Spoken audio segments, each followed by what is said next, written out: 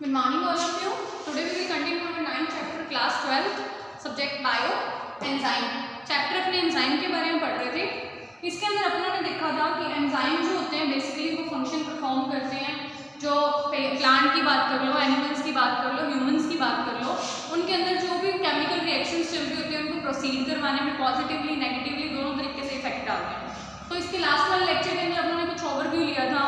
Prostate के बारे में पढ़ा था अपनों ने, प्रोस्टैटिक ग्रुप के बारे में, एपोएंजाइम, होलोएंजाइम कैसे कहते हैं उसके बारे में देखा था कि एपोएंजाइम प्लस जो भी प्रोस्टैटिक ग्रुप है या फिर कोफैक्टर जिसको उन्होंने बोला था उन दोनों को मिलाकर क्या बोला जाता है, होलोएंजाइम, है ना. कोफैक्टर जो थे उन्होंने देखा थे तीन पार्ट्स में डिवाइडेड थे, विच इज पहला तो था प्रोस्टैटिक ग्रुप, ठीक है, फिर था कोएंजाइम और तीसरा था एक्टिवेटर. तीनों के तीनों उनके बारे में उन्होंने देखा था. और उन्होंने ये भी देखा था कि होलोएंजाइम के अंदर जो एपोएंजाइम होते हैं, क्या होते हैं एपोएंजाइम्स, वो एक इंपॉर्टेंट रोल प्ले करते हैं जिसके अंदर जो भी इनकी बाइंडिंग साइट्स होती है उनके ऊपर जाके अटैच होते हैं कोफैक्टर्स. ठीक है, अपनों ने एक डायग्राम भी देखा था कुछ इस टाइप का, जिसके अंदर इन्होंने यहाँ पे एक साइट बनाई थी, ये साइट, इसके ऊपर जाके कोफैक्टर जो थे ऐड हुए थे. ठीक है, और ये क्या था, इसके साथ में अटैच होने वाली साइट थी इसकी एपोएंजाइम की. तो एपोएंजाइम ने इन दोनों ने साथ में मिलकर क्या बना लिया था, होलोएंजाइम. इसके बारे में हमने लास्ट लेक्चर में डिटेल में पढ़ लिया था. ठीक है, आज के लेक्चर के अंदर अपने देखने जा रहे हैं कुछ specific properties enzyme, specific properties of enzyme. So इसके अंदर बेसिकली अपने वो पढ़ेंगे स्पेसिफिक प्रॉपर्टीज ऑफ एंजाइम्स. इनके अंदर क्या होता है, सेल्स के अंदर जो एंजाइम्स होते हैं, सेल्स के अंदर जो एंजाइम होते हैं, हर एक एंजाइम का वर्क करने का तरीका अपना अपना होता है और हर एक एंजाइम का हर एक पार्ट को वर्क करने का तरीका भी अपना होता है. मतलब कि आप ऐसे नहीं कह सकते कि जो एंजाइम्स वगैरह होते हैं वो सभी के सभी एक ही काम करते हैं. मतलब कि अलग अलग एंजाइम होते हैं, उनका अलग अलग फंक्शन होता है. जैसे पूरी सेल है, उसके अंदर ये ज़रूरी नहीं है कि सारे के सारे जो एंजाइम हो सब पार्ट्स में सब जगह पे सेम फंक्शन परफॉर्म करें. ऐसा बिल्कुल पॉसिबल नहीं है. हो सकता है उस एंजाइम की किसी, मान लो माइटोकॉन्ड्रिया वाला पार्ट है, उसके अंदर एक एंजाइम की नीड है. ठीक है, उस एंजाइम ने वहाँ पे माइटोकॉन्ड्रिया सिंथेसिस करने में हेल्प करवाई, यानी कि एटीपी सिंथेसिस करने में हेल्प करवाई, स्टोर करने में हेल्प करवाई. बट उस एंजाइम का अदर पार्ट में कोई भी इंपॉर्टेंस नहीं है, कोई भी रोल नहीं है. तो इवनली डिस्ट्रीब्यूटेड नहीं होते, यानी कि enzymes are not evenly distributed in the cell. ठीक है, अब देखो कुछ एंजाइम्स होते हैं जो फोटोसिंथेसिस के टाइम पे पाए जाते हैं, जैसे क्लोरोप्लास्ट के अंदर जो फॉर्मेशन करने में हेल्प करते हैं. ठीक है, कुछ एंजाइम्स ऐसे होते हैं जिनको अपने प्योर फॉर्म में आइसोलेट कर सकते हैं. They have a catalytic capacity. They have catalytic capacity. Catalytic capacity कौन सी होती है, कैटालिसिस से समझो. कैटालाइटिक के बारे में आपने पहले भी सुना होगा. कैटालिस्ट काम क्या करते हैं, बेसिकली ये इनका ये फंक्शन होता है, कोई भी केमिकल रिएक्शंस जो है उनको प्रोसीड करवाने में पॉजिटिवली नेगेटिवली दोनों तरीके से हेल्प करते हैं. ठीक है, अब क्या करते हैं एंजाइम्स जो होते हैं उनके अंदर कैटालाइटिक प्रॉपर्टी भी होती है, यानी कि जो भी रिएक्शन चल रही है उसकी रेट फास्ट भी कर सकते हैं, स्लो भी कर सकते हैं. ये टोटली डिपेंड करता है कि कौन से टाइप के एंजाइम्स जो है यूज हो रहे हैं. ठीक है, और इसके अंदर देखते हैं अपने कि अब इसके बाद जो है जो एंजाइम्स के बारे में अपने पढ़ने जा रहे हैं स्पेसिफिक प्रॉपर्टीज, उनकी कुछ डिटेल में अपनी स्टडी करेंगे, कुछ पॉइंट्स के बारे में डिटेल में पढ़ेंगे. ठीक है, तो अपने हम सबसे पहले स्टार्ट करते हैं प्रोटीन के एंजाइम के प्रोटीन नेचर के बारे में. Protein nature of enzyme. ठीक है, इसके अंदर अपने देखते हैं क्या होता है कि ऑल एंजाइम्स जो होते हैं, जितने भी एंजाइम्स होते हैं, they are chemically proteinaceous. Chemically proteinaceous यानी कि प्रोटीन नेचर के होते हैं. अब देखो कुछ होते हैं प्रोटीन नेचर के होते हैं, प्रोटीन के अंदर भी कुछ ऑर्गेनिक और इनऑर्गेनिक दो टाइप के मॉलिक्यूल आते हैं. कौन कौन से, they include organic and inorganic, दोनों टाइप के मॉलिक्यूल्स जो इसमें आते हैं. समझ आ गया. आगे देखो इसके अंदर कुछ ऑर्गेनिक फॉर्म में भी प्रेजेंट होते हैं, कुछ इनऑर्गेनिक में भी होते हैं और कुछ आयनिक फॉर्म में भी प्रेजेंट होते हैं, जैसे कि आयरन प्लस की फॉर्म में, मैग्नीशियम प्लस की फॉर्म में, ऐसे भी प्रेजेंट होते हैं.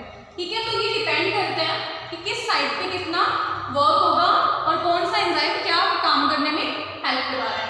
सो बेसिकली हम लोगों ने देखा कि प्रोटीनियस नेचर पहला जो पॉइंट था अपना, उसके अंदर क्या है कि जो भी एंजाइम्स होते हैं they are chemically proteinaceous in nature. ठीक है। आगे ऑर्गेनिक, इनऑर्गेनिक, आयनिक फॉर्म में भी प्रेजेंट हो सकते हैं। सो फर्स्ट जो प्रॉपर्टी थी इसके बारे में हमने पढ़ लिया है। नेक्स्ट अपनी बात करते हैं कोलाइडल नेचर की बात। सेकंड पॉइंट जो है, सेकंड प्रॉपर्टी जो है वो अपनी है कोलाइडल नेचर। अब कोलाइडल के बारे में या कोलॉइड्स के बारे में आपने पहले भी सुना होगा, इसके बारे में अपने देखते हैं। कोलॉइडल नेचर के अंदर बेसिकली क्या होता है, देखो जो कोलॉइडल नेचर होता है उसके अंदर जो एंजाइम्स होते हैं वो कोलॉइडल टाइप के होते हैं। कैसे होते हैं? कोलॉइडल टाइप के, ठीक है। अब ये क्या करते हैं, जो भी बायोकेमिकल प्रोसेस होती है, जो भी केमिकल प्रोसेसेस होती हैं जिनमें एंजाइम्स वर्क करते हैं, ये उनको सरफेस एरिया प्रोवाइड करवाते हैं। They provide surface area for the reaction of chemical processes. समझ आ गया आपको? तो सेकंड पॉइंट जो अपना था कोलॉइडल नेचर, तो एंजाइम्स क्या करते हैं, ये काम करते हैं, ज़्यादा एरिया जो इनको प्रोवाइड करवाया जाता है बायोकेमिकल प्रोसेस के लिए। थर्ड अपने जिस पॉइंट की बात करने जा रहे हैं वो है स्पेसिफिसिटी। थर्ड पॉइंट क्या है? स्पेसिफिसिटी। स्पेसिफिसिटी यानी कि किसी भी चीज़ की स्पेशली किस चीज़ में वो काम है, यानी कि क्या काम है उसका, क्या फंक्शन है, क्या वर्क है। तो एंजाइम की स्पेसिफिसिटी के बारे में देखते हैं। बेसिकली क्या होता है ना, एंजाइम्स जो होते हैं, हो सकता है एक रिएक्शन के अंदर एक एंजाइम वर्क कर रहा है, ठीक है। हो सकता है कि उस रिएक्शन के अंदर एक से ज़्यादा एंजाइम भी वर्क करें। तो ये डिपेंड करता है कि वो प्रोसेस है वो किस तरीके की है और कहाँ तक जा रही है। फिर अपने सोचते हैं कि इसके बाद में कुछ एंजाइम्स ऐसे भी होते हैं जो एक रिएक्शन में पार्टिसिपेट कर रहे हैं एंड साथ साथ में दूसरी रिएक्शन में भी पार्टिसिपेट कर रहे हैं। मतलब ये टोटली डिपेंड करता है कि एंजाइम जो है उसका वर्क कितना है, किस टाइप का वो एंजाइम है। अब ऐसे ज़रूरी नहीं है कि अगर आपने एक एंजाइम के बारे में सुना तो वो एक ही जगह वर्क करेगा, यानी कि एंजाइम्स की भी अलग अलग साइट्स होती हैं। मे बी वो एक ही टाइप का वर्क करे, may be more than one type, ठीक है। तो भी इसके बारे में अपने इसमें पढ़ेंगे। तो स्पेसिफिसिटी क्या होती है, 4 टाइप की होती है। क्या होती है? Specificity is of 4 type. सबसे पहली कौन सी होती है? एब्सोल्यूट। कौन सी होती है? Absolute type of specificity. अब यहाँ से मैं आपको क्लियर कर दूँ, एब्सोल्यूट का मतलब क्या होता है, किसी भी टाइम पे जब एब्सोल्यूट वर्ड यूज किया जाता है उसका मतलब होता है कुछ पार्टिकुलर, किससे रिलेटेड? पार्टिकुलर, ठीक है। आप लोगों ने एब्सोल्यूट कैपेसिटी सुना होगा, एब्सोल्यूट वॉल्यूम सुना होगा। केमिस्ट्री में ये टर्म्स नॉर्मली यूज होती रहती है। सो केमिस्ट्री के पॉइंट ऑफ व्यू से जहाँ पे भी एब्सोल्यूट वर्ड आ जाए वो किसी ना किसी स्पेसिफिक चीज़ के लिए यूज किया जाता है। तो क्या होता है, एंजाइम की स्पेसिफिसिटी यानी एब्सोल्यूट स्पेसिफिसिटी जो अपना फर्स्ट टाइप है, उसके अंदर क्या है, जो एंजाइम वर्क करते हैं, इसके अंदर जो एंजाइम वर्क करते हैं वो सिर्फ एक ही टाइप की रिएक्शन में पार्ट लेते हैं। They participate only, they take part in only one type of reaction. They take part only in one type of chemical reaction, यानी कि जिस भी टाइप की केमिकल रिएक्शन होती है सिर्फ एक ही टाइप की केमिकल रिएक्शन में ये पार्ट करते हैं। सो इस टाइप की स्पेसिफिसिटी को बोला जाता है absolute type of specificity. Next अपने बात करते हैं इसमें, सेकंड पॉइंट पे चलते हैं अपने, ग्रुप स्पेसिफिसिटी। सेकंड पॉइंट है अपना ग्रुप स्पेसिफिसिटी। ग्रुप स्पेसिफिसिटी के अंदर क्या होता है, आपको जैसे एब्सोल्यूट से मैंने वर्ड से आप मतलब स्पेसिफिसिटी जो होती है ग्रुप टाइप की, इसके अंदर क्या होता है, जो एंजाइम इसमें वर्क करते हैं, क्या करते हैं, जो एंजाइम इसमें वर्क करते हैं वो किसी स्पेशल ग्रुप के लिए वर्क करते हैं। They work for the group. समझ आ गया कि जो भी ग्रुप उसके अंदर प्रोसेस में केमिकल रिएक्शन में इन्वॉल्व है वो उसके लिए वहाँ पे वर्क करते हैं, ठीक है। अब जैसे हेक्सोकाइनेज एंजाइम है, हेक्सोकाइनेज एंजाइम है, तो ये क्या करता है, अलग अलग टाइप की प्रोसेस में काम आता है, ठीक है। तो ये पार्टिकुलरली एक तो टाइप की जो रिएक्शंस के ऊपर वहां पे तक सीमित नहीं है, आगे भी कई रिएक्शंस में काम करते हैं।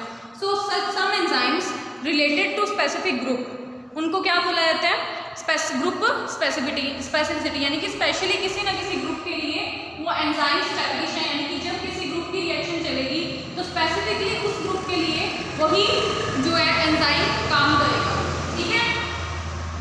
तो हेक्सोकाइनेज एंजाइम था, जो हेक्सोकाइनेज एंजाइम है वो क्या काम करते हैं, हेक्सोज शुगर के ऊपर क्या काम करते हैं, हेक्सोज शुगर मॉलिक्यूल के ऊपर। हेक्सोज शुगर कौन सी होती है, जिनके अंदर 6 मॉलिक्यूल यूज होते हैं, 6 मॉलिक्यूल्स यूज होते हैं, इसलिए उसको हेक्सोज शुगर बोला जाता है। नेक्स्ट अपने बात करते हैं ग्रुप टाइप की भी होगी। थर्ड पॉइंट भी चलते हैं इसके अंदर। थर्ड पॉइंट इसका देखते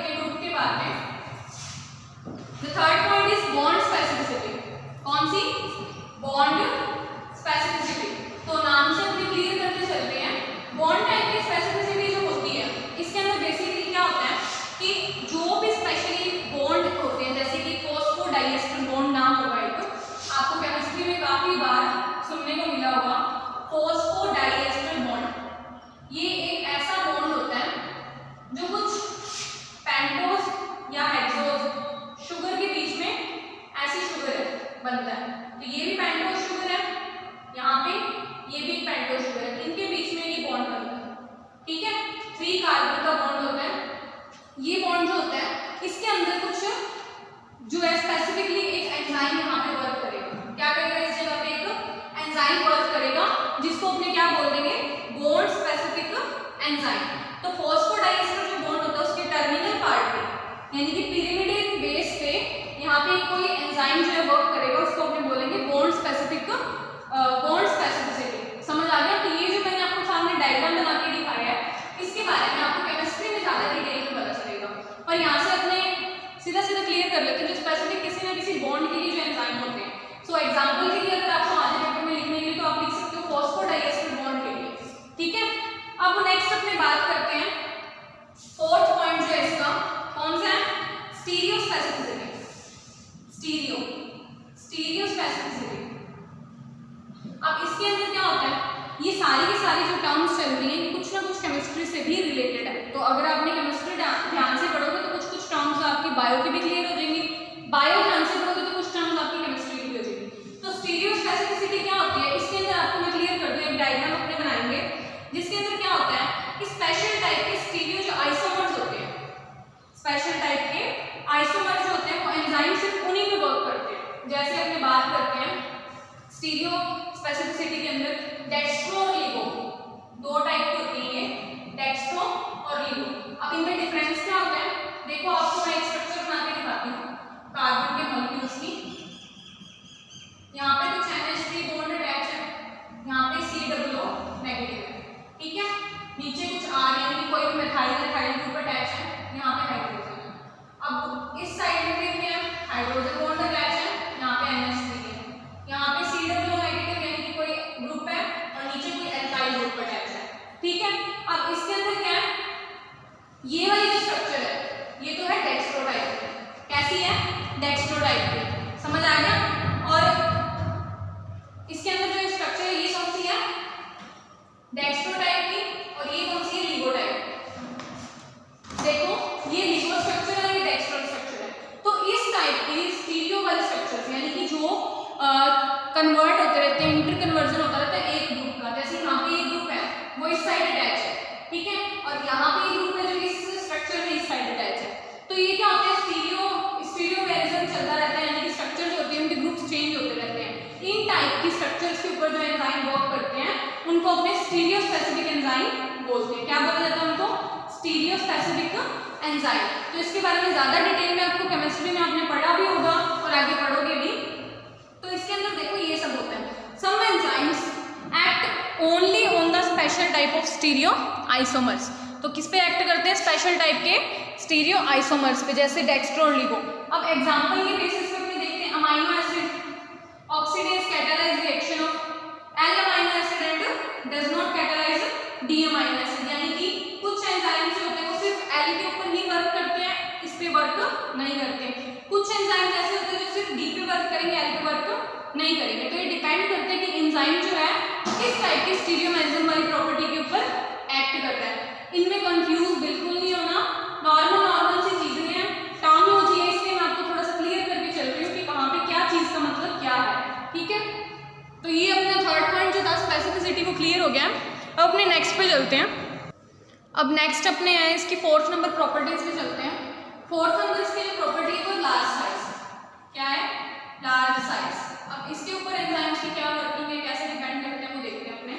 एंजाइम जो होते हैं लार्ज होने की वजह से वो ज़्यादा सरफेस एरिया प्रोवाइड कर पाते हैं सबस्ट्रेटम को अटैच होने के लिए। मतलब मान लो कि ये कोई साइट है, ठीक है, ये काफ़ी ज़्यादा लार्ज है, इससे आगे किसी सबस्ट्रेट में ऐड होता है। ये क्या है? सबस्ट्रेट। इसमें आके यहाँ एंजाइम के साथ अटैच होना है। तो ये क्या करेगा? यहाँ पे ज़्यादा सरफेस एरिया होने की वजह से ये इजीली किसी भी जगह पे आके अटैच हो जाएगा। इतना बड़ा साइज है तो ये इजीली यहाँ पे इसके साथ ऐसे अटैच हो जाएगा। समझ आ गया? एंजाइम जो सबस्ट्रेट के साथ अटैच हो गया। क्यों अटैच हो पाया? क्योंकि इसका एरिया जो था उसके अंदर इस साइज को फिट होने में कोई भी प्रॉब्लम नहीं हुई। अगर मान लो कि एंजाइम का साइज छोटा होता, सबस्ट्रेटम का साइज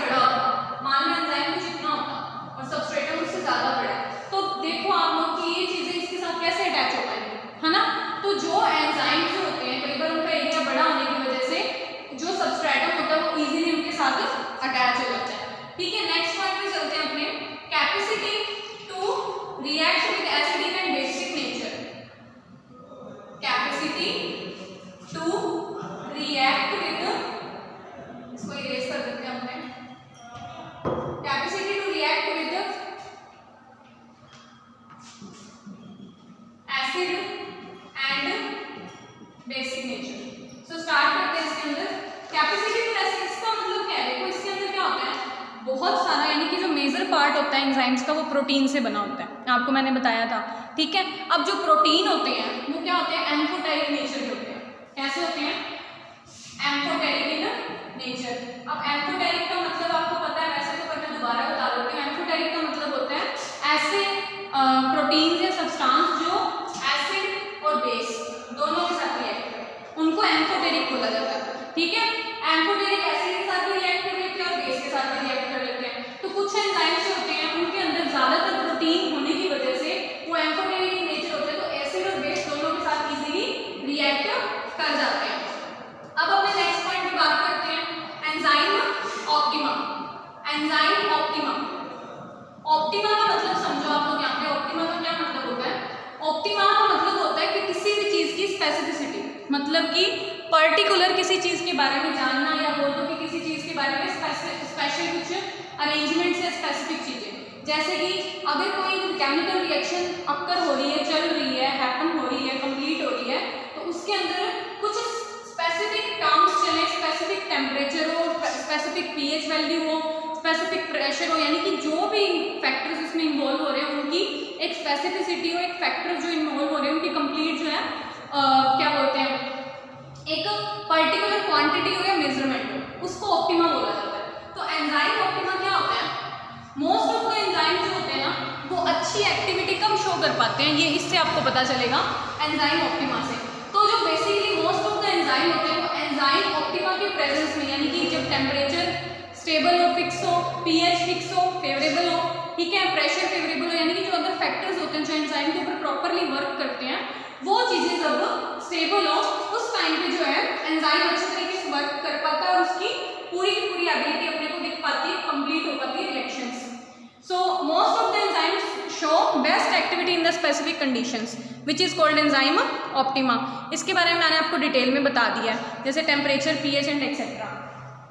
आगे देखो, अब आप लोग सोच रहे हो कि पता नहीं टेम्परेचर का इसके अंदर क्या रोल है, तो एंजाइम ऑप्टिमा के अंदर टेम्परेचर को मेंटेन करना सबसे ज़्यादा इंपॉर्टेंट है। एंजाइम ऑप्टिमा की बात करो चाहे ना करो, पर्टिकुलर किसी भी एंजाइम की बात करते हैं तो अपने उस टाइम पे क्या होता है, जितना ज़्यादा टेम्परेचर बढ़ेगा एक लेवल तक ही एंजाइम जो होता है वो पर्टिकुलर टेम्परेचर के अंदर वर्क करने की एबिलिटी रख पाता है। बट जब वो टेम्परेचर उसकी एबिलिटी से बाहर निकल जाता है, क्रॉस हो जाता है, उस टाइम पे क्या होता है कि एंजाइम जो होता है अपनी कैपेसिटी खो देता है काम करने की, ठीक है।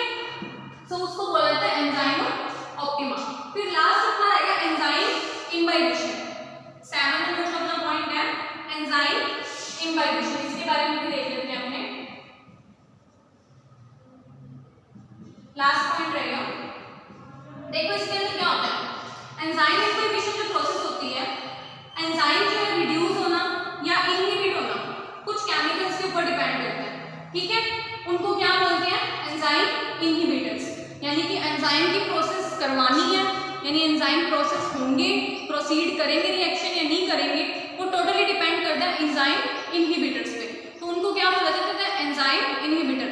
में भी कुछ एंजाइम इनहिबिटर्स ऐसे होते हैं जो एंजाइम की रिएक्शन में पार्टिसिपेट करने की कैपेसिटी कम कर देते हैं, कुछ ऐसे होते हैं जो उनको बढ़ा देते हैं, ठीक है। They are called enzyme inhibitors. अब एंजाइम इनहिबिशन जो होता है वो डायरेक्ट भी हो सकता है, इनडायरेक्ट भी हो सकता है, मतलब कि कुछ इनहिबिटर्स ऐसे होते हैं जो एक्सटर्नल फैक्टर्स के ऊपर इफेक्ट डालेंगे, फिर वो एक्सटर्नल फैक्टर्स अगर इफेक्ट होंगे तो प्लांट या कोई भी सेल है उसको इफेक्ट करेंगे, ठीक है। समझ आ गया आपको? तो एंजाइम इनहिबिटर डायरेक्ट भी हो सकते हैं और इनडायरेक्ट भी हो सकते हैं। अब अपने दोबारा देख लेते हैं थोड़ा सा, अपनों ने आज पढ़ा पॉइंट्स देख लेते हैं दोबारा। आज अपनों ने एंजाइम की स्पेसिफिसिटी के बारे में पढ़ा है। तो प्रोटीन नेचर देखा अपनों ने सबसे पहले, फिर कोलाइडल नेचर देखा, फिर उन्होंने स्पेसिफिसिटी की बात की। तो प्रोटीन नेचर के अंदर अपने डिटेल में देख लें कि एंजाइम जो है वो बेसिकली प्रोटीन से बनते हैं, ऑर्गेनिक और इनऑर्गेनिक दोनों टाइप के होते हैं, कुछ आयन फॉर्म में भी होते हैं, ठीक है। कोलाइडल नेचर में यानी कि वो लार्ज सरफेस एरिया प्रोवाइड करवाते हैं सबस्ट्रेटम को अटैच होने के लिए। फिर अपनों ने देखा उसकी स्पेसिफिसिटी के बारे में। सबसे पहले अपने देखिए एब्सोल्यूट स्पेसिफिसिटी, फिर आए अपने ग्रुप स्पेसिफिसिटी पे, फिर आए अपने बॉन्ड स्पेसिफिसिटी पे, ठीक है। और लास्ट में हमने देखी स्टीरियो स्पेसिफिसिटी। फिर अपने नेक्स्ट अपने फोर्थ पॉइंट पे आए लार्ज साइज का एंजाइम से क्या रिलेशन है, कैसे इफेक्ट डालता है वो, capacity to react with acid and base, यानी कि क्या होती है, एम्फोटेरिक होते हैं एंजाइम्स। एंजाइम ऑप्टिमा के बारे में देखना और एंजाइम इम्बाइबिशन के बारे में देखना। सो बच्चा आपको ये क्लियर होगा